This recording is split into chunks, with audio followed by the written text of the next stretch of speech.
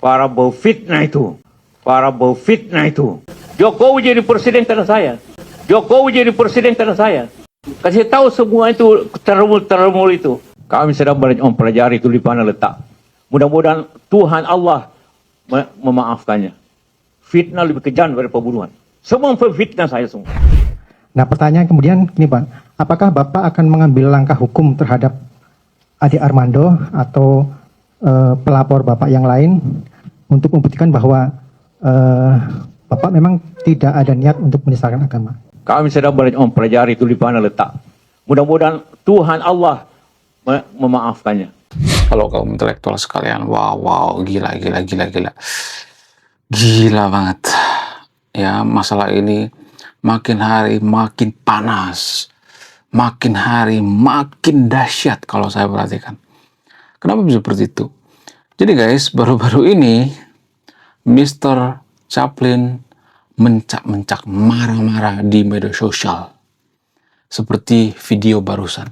Mohon maaf bagi pendukung Mr. Chaplin ya. Mohon maaf sebesar-besarnya. Saya tidak ada niat mengejek Mr. Chaplin di sini ya. Tapi kalau Mr. Chaplin ini ngomong, kok nggak jelas ya? Intonasinya nggak jelas gitu. Kemudian pronunciation-nya juga nggak jelas gitu ya.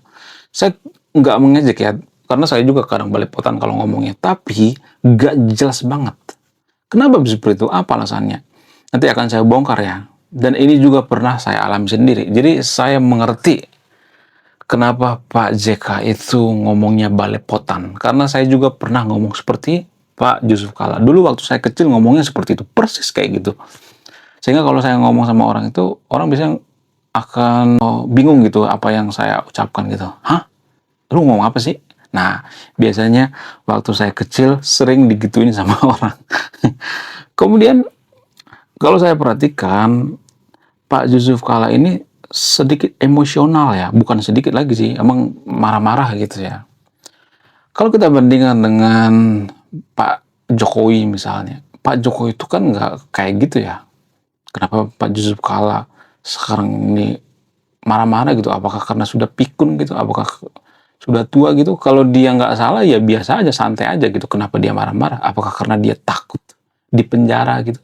Apakah karena dia takut dipolitisasi gitu? Apakah karena dia takut di penjara seperti Ahok gitu? Jadi kalau misalnya dia mengatakan video saya itu kan dipotong. Lah, Pak Ahok juga dulu dipotong kan videonya.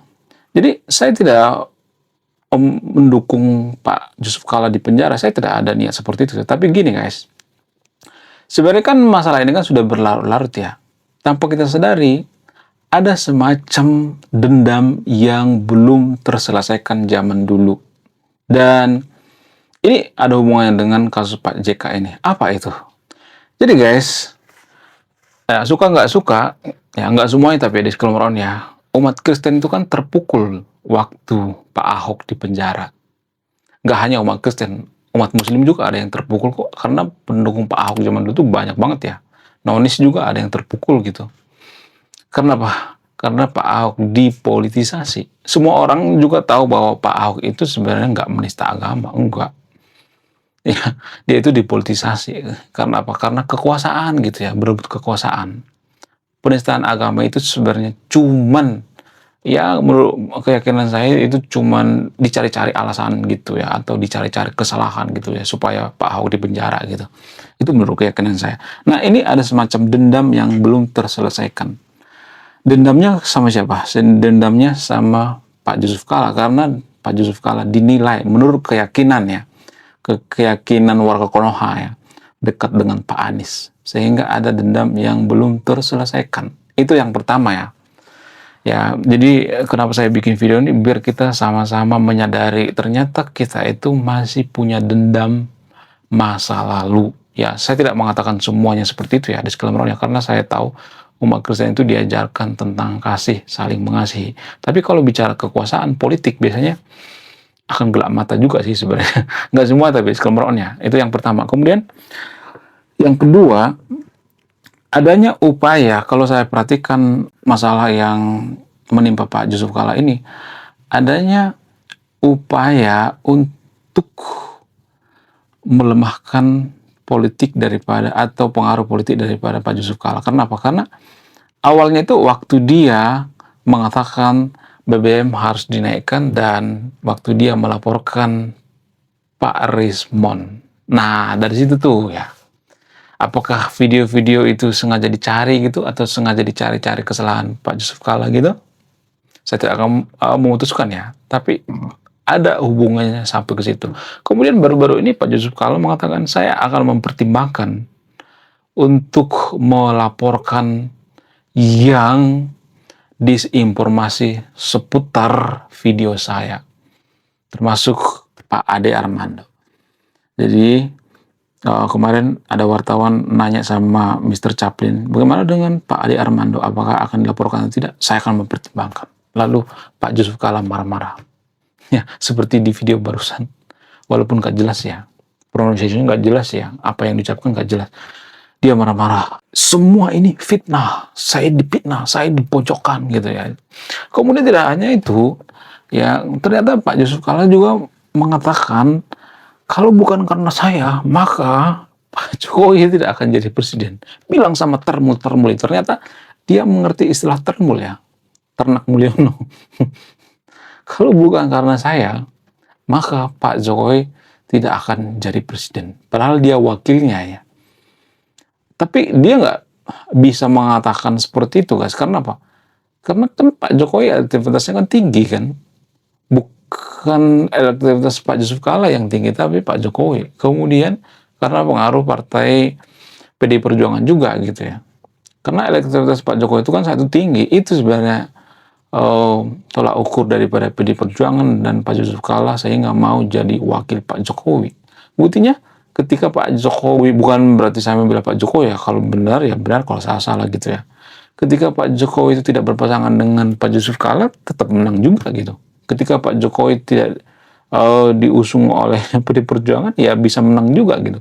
Kan ada semacam kontradiktif ya kalau saya perhatikan di sini. Nah, yang jadi pertanyaan, apakah benar karena Pak Yusuf Kalla itu Pak Jokowi jadi presiden? Saya tidak akan memutuskan ya, silakan putuskan sendiri. Ya, saya tidak akan menyimpulkan. Kemudian kenapa Pak Yusuf Kalla ini, kalau saya perhatikan kemarahan daripada Pak Yusuf Kalla ini seperti menyimpan kemarahan yang sangat-sangat luar biasa. Pak Yusuf Kalla nggak pernah seperti itu. Biasanya santuy aja, ya kan, bercanda-canda gitu. Kenapa? Apakah karena dia menyimpan kebohongan gitu? Apakah karena dia menyimpan rahasia gitu? Apakah dia terlibat atau tidak? Apakah dia juga salah atau tidak? Kalau dia tidak salah, kenapa dia ngamuk-ngamuk gitu? Kenapa nggak santai aja? Harusnya kan santai aja. Itu kan videonya dipotong, udah selesai, minta maaf gitu. Ya kan, masalah selesai. Ya maaf, karena video saya dipotong, bukan karena saya salah. Harusnya kan ngomong seperti itu. Ya nggak sih? Menurut kalian gimana? Apakah Pak Yusuf Kalla ini sengaja dicari-cari kesalahannya?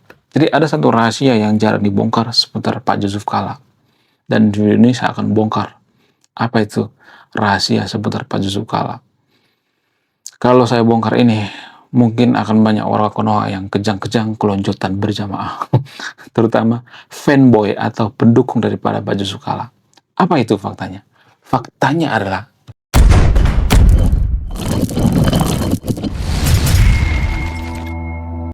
menurut dugaan saya, menurut keyakinan saya, sepertinya Pak Yusuf Kalla ini sama seperti waktu saya kecil gitu. Waktu saya kecil itu ketika saya sangat-sangat emosional gitu ya, ketika saya gregetan gitu ya, excited gitu, maka biasanya saya ngomongnya itu balepotan, gak jelas gitu, karena dipengaruhi oleh emosi.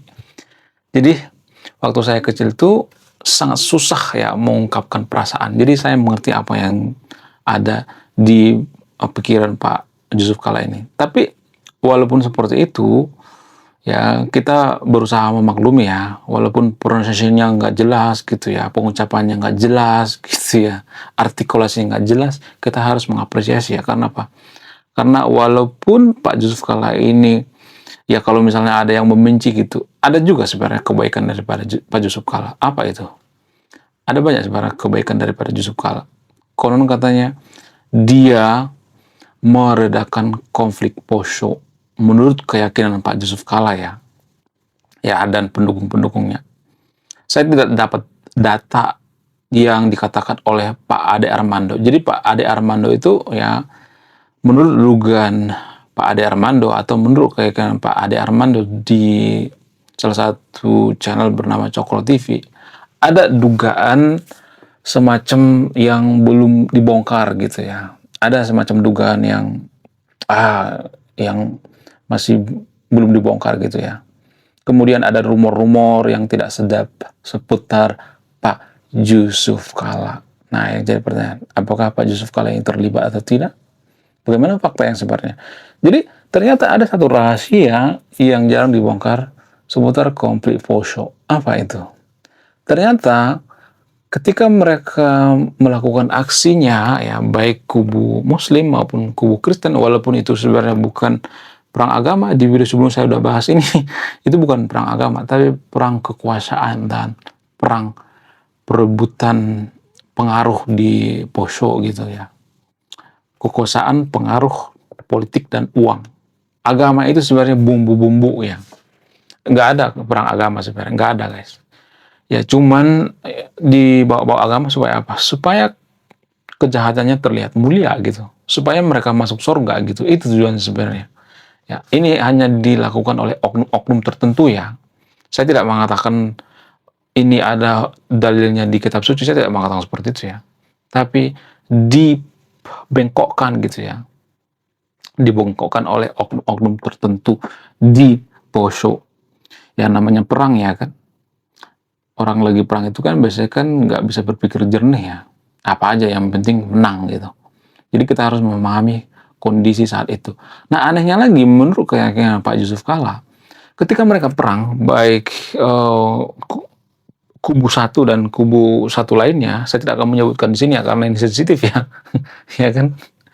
Ya, jadi ketika mereka mau perang itu, mereka didoakan oleh pemuka agama mereka ternyata. Didoakan guys, masing-masing didoakan. Ini menurut saya ada semacam kelucuan gitu. Kenapa? Tuhan itu kan satu. Ketika mereka berdoa gitu ya. Doa siapa yang dikabulkan? Apakah doa umat Muslim atau umat Kristen? Itu yang jadi pertanyaan.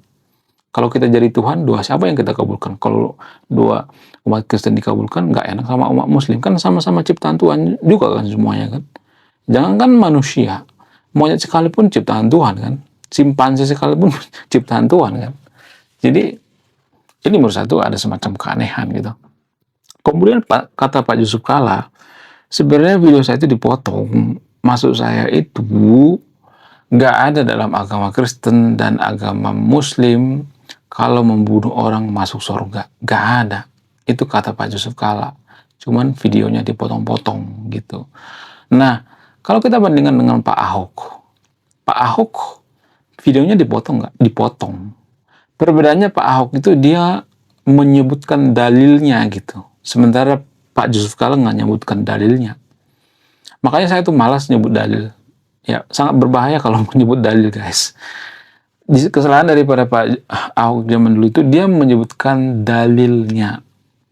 Harusnya dia ngomong ya ayat kitab suci dimanfaatkan, ya selesai gitu ya. Nggak usah nyebut dalilnya. Itu yang jadi permasalahan. Jadi kasus Pak Yusuf Kalla tidak menyebutkan dalilnya, tapi kasus Pak Ahok menyebutkan dalilnya. Saya tidak mendukung Pak Yusuf Kalla di sini ya. Saya harus benar-benar netral di video ini. Saya tidak mau berpihak ya. Kemudian ada sebagian ya, nggak semuanya tapi ya, sebagian pendukung Ahok yang masih dendam terhadap Mr. Chaplin ini karena diduga ya, menurut keyakinan pendukung Pak Ahok, Mr. Chaplin ini dekat dengan Pak Anies. Sementara sekarang ini kan Pak Ahok dengan Pak Anies kan udah baikan ya kan. Sudah salam-salaman, rangkul-rangkulan gitu. Nah inilah sebenarnya bahayanya kalau kita bawa agama ke politik. Yang kita dukung sudah rangkul-rangkulan gitu ya, sudah cium-ciuman, sudah bermesraan gitu. Pak Ahok dengan Pak Anies kan sudah baikan ya, nggak ada masalah lagi kan. Tapi pendukungnya kan sampai sekarang masih ada dendam pribadi kan. Iya kan? Makanya kita tuh harus cari negara sekuler. Berkali-kali saya mengatakan kita harus cari negara sekuler. Kalau kita cari negara sekuler, kasus Ahok, kasus Pak Anies, kasus daripada Mr. Chaplin ini, kasus daripada Pak JK ini nggak bakalan ada. Karena apa? Itu ranah privasi, bukan ranah agama gitu. Nah harusnya kita harus memprivasi agama. Tapi kalau saya ngomong seperti ini pasti banyak nanti yang ngata-ngatain saya anak dajjal lah, anak PKI lah. Kamu menjauhkan kita dari agama ya? Enggak, gue nggak menjauhin. Ya, karena rata-rata negara maju itu adalah sekuler. Coba kasih datanya. 10 negara maju dunia inilah sekuler. Tapi kenapa kita memilih sekuler? Ya karena negara maju sudah berpikir sejauh itu. Kalau kita nanti bawa-bawa agama, kita tidak jadi negara sekuler, maka ya agama ini rawan dipolitisasi gitu ya. Sama seperti Pak Ahok. Ya kalau lu nggak mendukung saya, maka kalau lu meninggal, maka tidak akan disolatin. Ada yang seperti itu dulu, pendukung Ahok. Ya ada umat muslim mendukung Ahok gitu ya. Ada oknum-oknum tertentu yang mengatakan, ya kalau lu meninggal nggak bakalan disolatin gitu. Itu seberapa mengerikan agama dibawa ke ranah politik. Kenapa hal ini bisa terjadi? Apa alasannya? Ya karena kita nggak jadi negara sekuler. Kita nggak sekuler. Kita nggak pernah mengatakan, kita malu-malu mengatakan, atau kita sangat munafik gitu ya. Kita harus mengakui bahwa ya negara kita tuh harus sekuler gitu. Nggak boleh bawa-bawa agama dalam berpolitik. Biar apa? Biar pertarungannya itu fair gitu. Kalau bawa-bawa agama ya jelas orang Kristen kalah mulu dong ya. Ya contohnya Pak Ahok. Ya kan? Dipolitisasi menggunakan agama. Karena politik itu jahat banget kalau kita tidak mengerti politik yang sebenarnya. Buktinya bawa-bawa agama tuh, kekuasaan itu sangat-sangat menggiurkan. Kenapa? Karena kekuasaan itu kan sangat-sangat enak banget gitu ya. Cobain deh jadi ketua kelas aja. Kita punya kuasa gitu. Walaupun ketua kelas di Konoha itu nggak terlalu diminati ya. Tapi jadi pemimpin tuh ada sisi enaknya juga gitu. Tapi ada sisi nggak enaknya. Ya kalau di Konoha itu lebih banyak enaknya sih. Ya pejabat di Konoha kan seperti raja kan. Dikasih mobil yang sangat bagus, ya kemudian gaji yang seabrek-abrek, yang bonus, apa segala macam. Sehingga orang-orang belum menjadi pejabat di Konoha. Kalau luar negeri enggak kan biasa aja. Bahkan pejabat naik bis umum gitu ya, angkutan umum. Kenapa? Karena gajinya ya pas-pasan.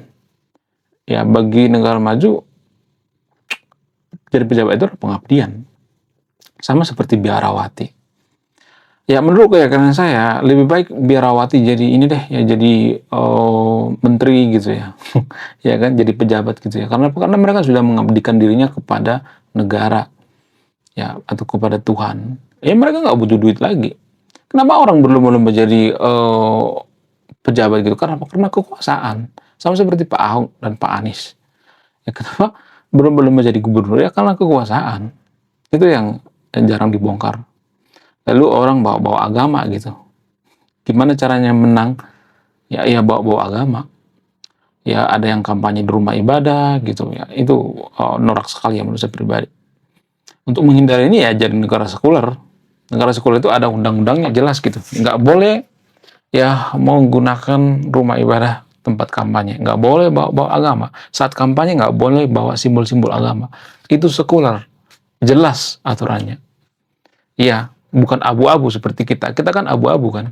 Kita nggak tahu ya. Ibarat ini nih, ibarat kapal kita nggak tahu kemana arahnya. Apakah ke selatan, utara gitu. Nggak tahu gimana arahnya. Kita tuh seperti maju mundur gitu. Apakah kita maju atau mundur gitu. Kita malu-malu mengatakan bahwa kita negara sekuler gitu. Karena apa? Ada banyak faktor sebenarnya. Karena agama yang mendominasi di Konoha itu atau agama mayoritas itu kan nggak bisa disekulerkan. Karena apa? Karena sangat dekat dengan simbol-simbol agama seperti hijab misalnya. Hijab ya, kemudian pakaian-pakaian muslim itu kan nggak bisa lepas di kehidupan sehari-hari ya. Ya bukan berarti saya yang nyuruh yang untuk tidak berhijab ya, tapi itu kan melekat satu kesatuan ya. Beda dengan Kristen misalnya, dengan Buddha, dengan Hindu misalnya. Ya orang Kristen kan nggak bawa baju biarawati kemana-mana kan, kecuali dia pemuka agama kan. Ya kemudian nggak bawa baju pendeta kemana-mana kan, enggak kan. Sehingga apa? Sehingga ya bisa dipisahkan. Kristen bisa dipisahkan, Buddha bisa dipisahkan, Hindu juga bisa dipisahkan. Ya, umat muslim susah dipisahkan. Susah untuk disekulerkan. Kenapa? Karena dari sononya itu nggak sekuler, disatuin gitu. Apakah ini dipengaruhi oleh faktor politik?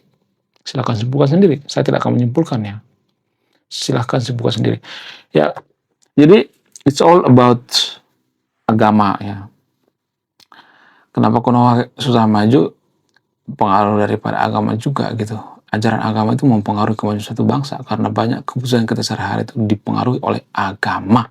Cara makan, cara minum, semuanya dipengaruhi oleh agama tanpa kita sadari. Tapi kita malu-malu mengucapkan ini karena apa? Ya lagi-lagi karena kita itu adalah bangsa yang munafik. Kita tidak pernah jujur ya bahwa ya kita itu harus mengakui bahwa agama itu jangan dibawa ke ranah politik lah. Ya cukup di ranah privasi aja gitu. Tapi kan kita tidak pernah mengakui itu karena apa? Ya karena takut nanti kita dicap ante-ante dajjal gitu ya. Ante-ante Israel. Saya tuh sering dikata-katain ante-ante Israel, agen Mossad gitu. Menurut kalian gimana? Coba tulis kolom komentar ya. Saya tidak akan berpihak di video ini. Kalau saya berpihak itu artinya saya tidak jujur. Coba tulis kalian ke komentar ya. Belum kita lanjut. Jadi guys, kemarin ada yang nanya, lu apa sih kontribusinya bagi negara ini? Lu cuma ngebacot doang, gak ada kontribusi. Nah, kontribusi saya ini guys ya. Saya nulis buku. Riset saya ini bertahun-tahun guys, kurang lebih 5 tahun. Jadi biaya yang saya keluarkan untuk riset buku ini puluhan juta. Namun, saya jual buku ini di bawah 100.000. Gambaran daripada buku ini tentang sisi gelap daripada pemuka agama yang ada di Konoha. Bercerita tentang culture, sisi-sisi gelap politisi, ya, dan lain sebagainya. Oke guys, sekian video ini. Terima kasih sudah memahami. Saya kaum intelektual, salam rasional.